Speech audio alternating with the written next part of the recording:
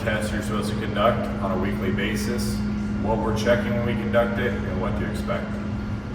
One of the first steps when entering your diesel pump room is to make sure you don't see any leaks and to check the control panels to make sure that there's no alarm lights on.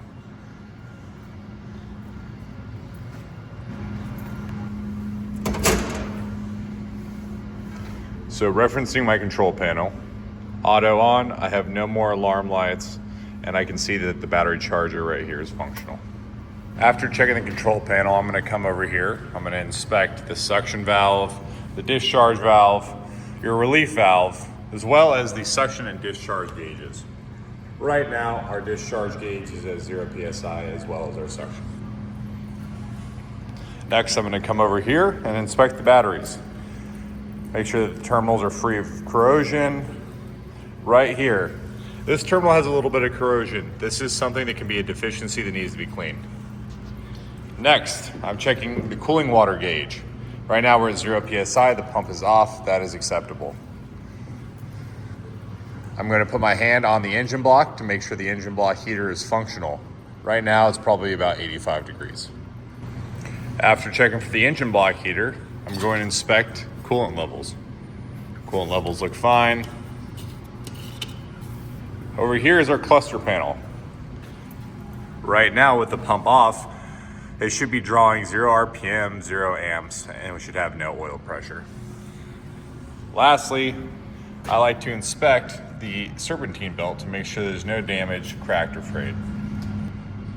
This serpentine belt looks good. It has an original Cummins Engine Company serpentine belt on it as well.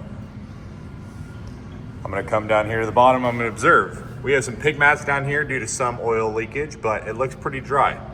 Make sure there's no oil, fuel leaking, anything like that. Next, I'm gonna come over here to the packing. The acceptable flow rate for a packing is 1 drop per second. This packing is multiple drops a second, so this is another deficiency to reference on a work order. All right, now that we completed our inspection on the actual pump and the driver, next thing we need to check is the fuel system. So we have diesel day tanks here fed from an above ground storage tank. Up here in this panel, we have at least 95% high fuel, so that's good. I went ahead and tested these lead and lag pumps earlier. They both fine. If you look down here at the sight glass, we are near full. Now for the building here, we have an electric jockey pump, or also known as a system maintenance pressure pump. We're gonna go ahead and conduct similar inspection on this pump as that we did with the diesel pump. Make sure that we have no leaking oil from maybe one of the motor bearings or grease. Make sure that we have no leaking water from any of the fittings. We're also going to test this pump on a pressure drop to make sure that it turns on at the right set. And that about does it for visual inspections. So far, we've checked the driver, the pump, the system maintenance pump, the fuel system, auxiliary piping, valves. We've placed the system on test, and we've also checked for alarm lights on the control panel. Now that we've completed these inspections, we're gonna go ahead and move into the testing portion. The way that we're going to begin this no-flow churn test is we're going to simulate a pressure drop. This is going to allow us to test the starting pressure for the jockey pump as well as the starting pressure for each pump if you have multiple, or the single pump if you have one. We inspect our panel, we have it in auto.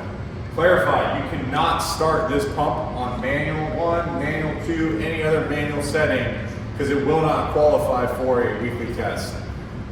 It is extremely important that you understand the point of this test is to simulate a pressure drop in the system that triggers the pressure static to turn your pumps on. Sitting in front of us is the system pressure gauge coming off of fire pump 1. The way that we're going to simulate or begin this test is we're going to open that ball valve that you see down there at the bottom of the pipe.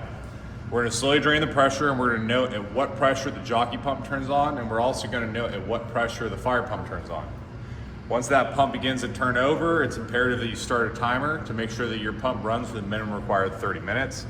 You also want to inspect the pump and see how long it takes for the engine to turn over, as well as how long it takes for it to get to full running speed. One final note before we get started, ear protection is vital. You'll get deaf in here without it. I'm inspecting my system pressure gauge. Right now we're at about 106 PSI. I'm going to drain this gauge slowly and observe at what time I hear that jockey pump turn on. Draining. All right, so we got to 100 PSI before the jockey pump turned on. That's great, that's what it's set at. We're also gonna observe what it pressurizes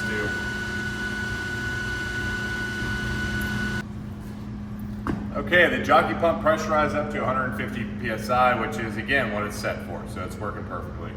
Let's move into starting the diesel pump. Begin draining slowly and observe what pressure that pump turns on. Observe time to crank, time to full running speed, and ensure that you set a timer to time exactly how long the pump runs automatically.